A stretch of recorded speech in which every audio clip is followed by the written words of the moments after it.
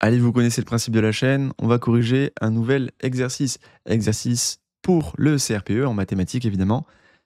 Et là, on est sur les notions de transformation. Pas facile, puisque vous avez plein de transformations, de types de transformations à maîtriser pour le CRPE. Vous avez les différents types de symétrie, symétrie axiale, symétrie centrale. Vous avez la rotation, vous avez l'homothétie, vous avez quoi d'autre? La translation, et il me semble que je n'oublie rien. Voilà, donc vous avez tous ces types de transformations à maîtriser. Et donc pour ça, on va faire cet exo qui est génial. On a souvent ça au CRPE, enfin souvent, ça peut arriver, on peut avoir un pavage, et puis on va nous demander différents types de transformations, à nous de dire si c'est vrai ou si c'est faux, ou là, comme c'est dans le cas dans le 2, d'indiquer quelles vont être les images à chaque fois. Alors regardons ça. La figure ci-dessous est composée de triangles équilatéraux. Répondre aux questions par vrai ou faux.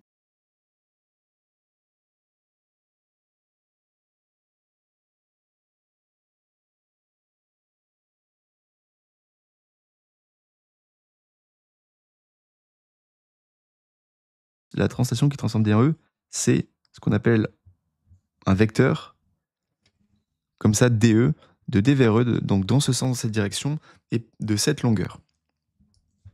Et donc, le même déplacement à partir de F va nous amener où ça? Va nous amener en J. Donc, est-ce que c'est I? Non. Alors moi, ce que je vois mal... Non, c'est bien I, pardon. C'est moi qui ne voyais pas bien. Ok, le J est ici, le I, il est ok.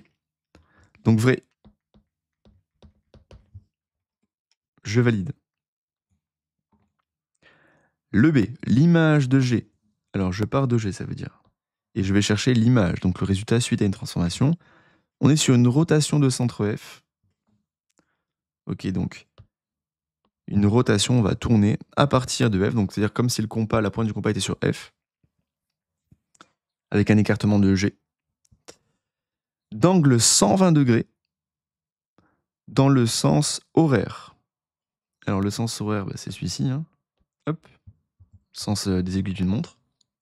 Et de 120 degrés. Sachant qu'on n'a que des triangles équilatéraux. Qui dit triangle équilatéraux, on sait qu'on a 60 degrés partout là. Hein. On a 60, 60, 60. Tous les angles de nos triangles font 60. Donc je pars d'ici et je dois tourner de 120. 120 c'est ici, puisque triangles équilatéraux, 60 degrés pour les angles, 60 et 60, 120. Et donc, finalement, hop, je vais atterrir ici sur I. Ok, il faut bien que je garde la même longueur. Hein, c'est comme si on avait une barre de métal, hop, avec au bout le point qui nous intéresse, qu'on va faire tourner. Il faut que la longueur, elle reste identique. Donc, est-ce que c'est H? Non, c'est pas H. H, ce serait si on avait une rotation d'angle 60 degrés. Mais là, on a une rotation d'angle 120 degrés, donc c'est pas bon. Le C, l'image du triangle IKL. Donc là, on cherche carrément l'image, non pas d'un point, mais d'un triangle IKL. Donc, IKL, c'est IKL. Ok, ça, je cherche son image. Par la translation, donc un déplacement dans l'espace qui transforme A en C. Alors, qui transforme A en C, c'est-à-dire, il est où C? Il est là, je crois. Donc c'est faux à nouveau, hein, parce que transformer A en C, c'est aller vers le bas dans cette direction, dans ce sens de cette longueur. Le problème, c'est que K va se retrouver par ici. I va se retrouver en K, L va se retrouver en P, et donc on va avoir quelque chose par ici. Ce qui n'est pas du tout le triangle HIM, donc c'est faux. Question D, le triangle ABC. ABC, il est là. Donc on nous parle de ce triangle et le symétrique du triangle CEF par rapport à C. Est-ce que c'est le symétrique de CEF par rapport à C? CEF par rapport à C. Être le symétrique par rapport à un point, ça veut dire quoi? Ben là, ça va être bon, puisque ça veut dire, grosso modo, que là, ils ont le point C en commun. Il faudrait ensuite que là, on ait une droite qui passe par C, de sorte que BC et CF soient égaux, c'est le cas. Et de sorte que CE et AC soient égaux, c'est le cas. Donc là, c'est vrai.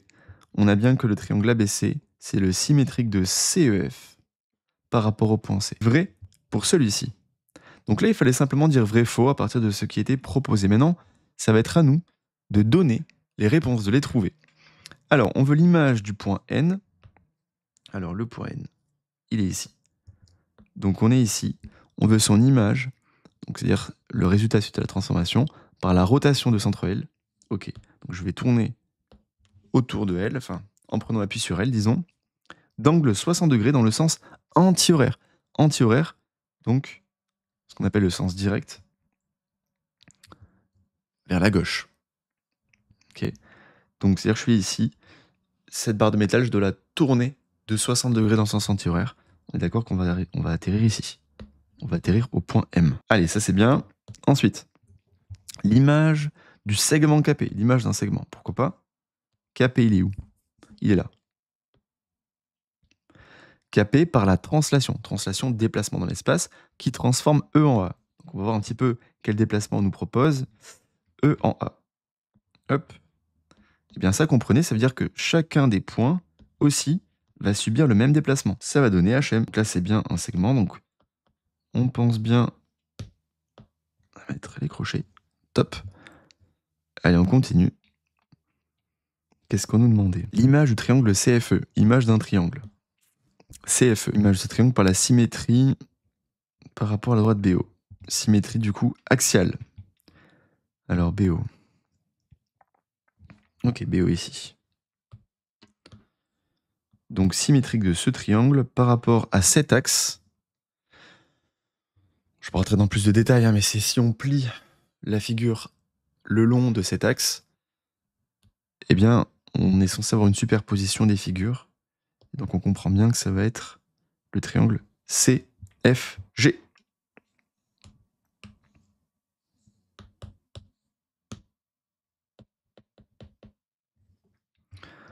CFG. L'image du triangle CFG. Ah ben c'est celui qui est en vert. On va le laisser en vert du coup. Par la rotation de centre J et d'angle 120 degrés dans le sens horaire. Donc vous voyez, les rotations, il faut vraiment être précis. Il y a un centre de rotation, J. Donc on va tourner à partir de J. Ok. D'angle 120 degrés, ok, pourquoi pas, dans le sens horaire, donc dans le sens des aiguilles d'une montre. Ok, faut pas paniquer. Qu'est-ce que ça va donner? Et bien pour ça, on va voir chaque point, où est-ce qu'il va terminer. Je suis ici, un JF, et je tourne de 120 degrés dans le sens horaire. 120 degrés. 60, le point F serait ici. 60 encore, le point F serait là, en K. L'image de F, ça va être K. Pour G, pareil, j'ai une barre de métal, vous voyez, qui ne bouge pas en longueur, et je la fais tourner de 120 degrés dans le sens horaire. 60, 120. Ça va être P. Alors là, pour le point C, c'est plus dur à voir. Avec le compas, on va pouvoir suivre sa trajectoire, si jamais il fait une rotation de centre J. Donc là, on comprend bien que il va terminer sur L. Très probablement, ça fera un triangle KPL. Là, puisque c'est un petit peu plus dur, je ne suis pas directement le long d'une ligne dans laquelle je peux à chaque fois tourner de 60 degrés, vous voyez, parce que je suis, là, il y a une bisectrice qui fait 30. Et donc, il faut que je vois qu'ici, j'ai 60 et que là, j'ai encore 60. C'est un peu plus dur. Sinon, hein, on ne panique pas. Moi, avec le pavage, en général, on n'a pas besoin de rapporteur, mais maintenant, vous prenez un rapporteur, c'est pas un problème, hein. Regardez, on prend un rapporteur, on va se placer, je vais un peu l'agrandir. On se place tranquillement ici. Hop. Je commence la graduation à 0, attention ici, et je dois tourner de 120. Je tourne de 120, je tourne de 120, je tourne de 120. J'arrive là. D'accord, on est d'accord. J'arrive ici. Ça donne un angle de 120 degrés. Et donc, après, bien sûr, il faut que je rapporte la longueur. Si je prends une règle, hein, cette longueur-là, je la rapporte ici. Donc j'ai bien à la fois l'angle qui est respecté de 120. Maintenant, il faut aussi que je respecte la longueur. Et une fois que je respecte la longueur, je ratterris sur elle. Ok? Et donc, pour répondre à cette question, quelle est l'image du triangle CGF par la rotation de centre J d'angle 120 degrés dans le sens horaire? Eh bien, c'est le triangle KPL. Un peu plus dur pour celui-ci. L'image du triangle ABC. Alors, ABC. A, B et C. hop, par la symétrie centrale de centre F. Symétrie centrale de centre F. Ok. C'est quoi? Alors, une symétrie centrale, c'est simple. Chacun des points, hop, doit passer par le centre de symétrie et après on doit reporter les longueurs de l'autre côté. C'est-à-dire que cette longueur-là est censée être la même que celle-ci. D'accord? Donc l'image du point, c'est ça, ça va être I. L'image du point F, on sent bien que ça va être K. Alors normalement, on peut me prendre la règle, etc., etc. Mais là, ça tombe pile poil sur les points. Pas besoin de s'embêter plus que ça. Et B, si on le fait passer par F, hop, et qu'on rapporte la longueur, on va arriver sur L. Donc ça va être le triangle ILK. Je peux le mettre en rouge si vous voulez. Hop, hop, hop. Et là, on vient de faire une symétrie centrale de centre F, ILK. Ça, c'est bien.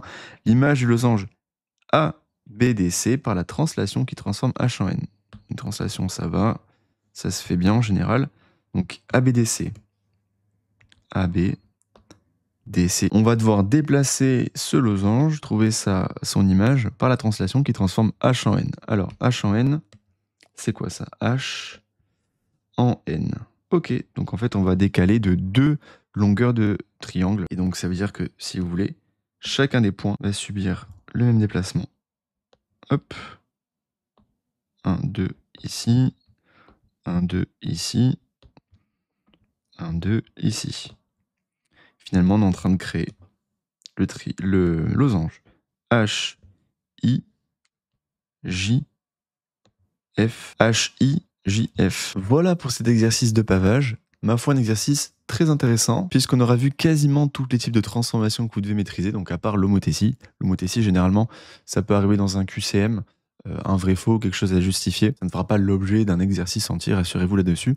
Par contre, ce genre d'exercice avec un pavage, ça peut faire l'objet d'un exercice entier où on vous pose plein de questions liées à des transformations, comme là c'est un peu le cas, donc c'est vraiment un super exo pour s'entraîner. Si vous avez aimé cette vidéo, pensez à mettre un petit j'aime, ça m'aide et me motive énormément. Abonnez-vous si ce n'est pas déjà fait, et si vous ressentez le besoin d'être accompagné pour bien réussir votre épreuve et viser le 20 sur 20, eh bien je vous laisse cliquer sur le lien dans la description ou dans le commentaire sous cette vidéo. Je vous dis à très vite pour un prochain exercice corrigé.